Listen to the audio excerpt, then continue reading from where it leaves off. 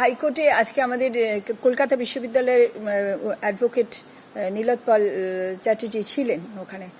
তা আমরা যে প্রথমে অলরেডি তালা দিয়ে ফেলেছি 9টা ক্যাম্পাসের ইউনিয়ন রুমে, সে খবরটা কোর্ট জানতো না, কোর্টকে জানানো হয়েছে এবং স্বাভাবিকভাবে আমার মনে হয় খানিকটা তো বটেই সাহায্য করেছে সিদ্ধান্তটা নিতে, যে অন্যান্য কলেজগুলো যেগুলো পশ্চিমবঙ্গে যে কলেজগুলো রয়েছে সেই কলেজগুলোর ইউনিয়ন রুমেও তালা দিয়ে দিতে, কারণ ইউনিয়ন কেউ এখন হোল্ড করে না, সুতরাং ইউনিয়ন রুমে বসার অধিকার নেই ছাত্রদের।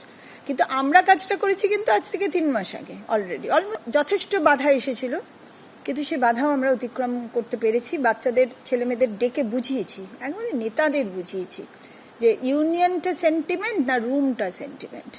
তখন বলছে ইউনিয়নটা সেন্টিমেন্ট।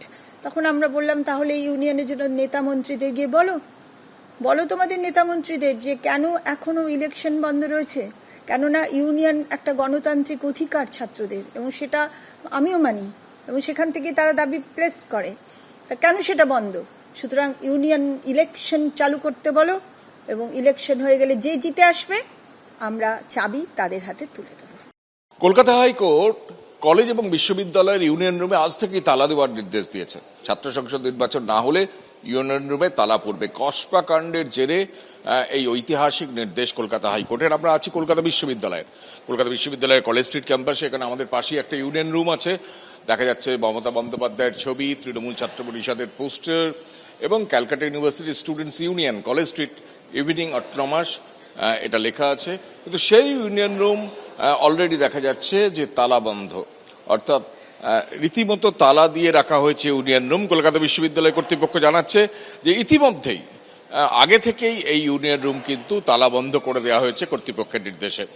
দুজন কলকাতা বিশ্ববিদ্যালয়ের যারা ডেপুটি রেজিস্ট্রার আছেন তারা গোটা বিষয়টা খতিয়ে দেখার জন্য একদম ইউনিয়ন রুমের সামনে এসছেন, এবং এই ইউনিয়ন রুমে তালা বন্ধ করার নির্দেশ আজকে কলকাতা হাইকোর্ট দিয়েছে।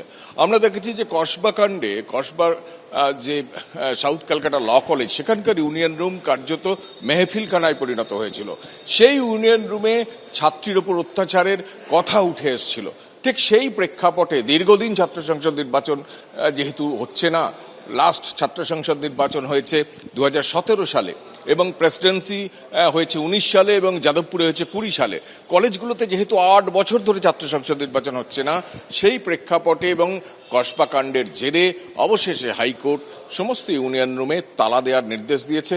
কলকাতা বিশ্ববিদ্যালয়ের যে ছবি দেখা যাচ্ছে ইতিমধ্যেই সেই বিশ্ববিদ্যালয়ের ইউনিয়ন রুমে এইভাবেই তালা বন্ধ অবস্থায় রয়েছে।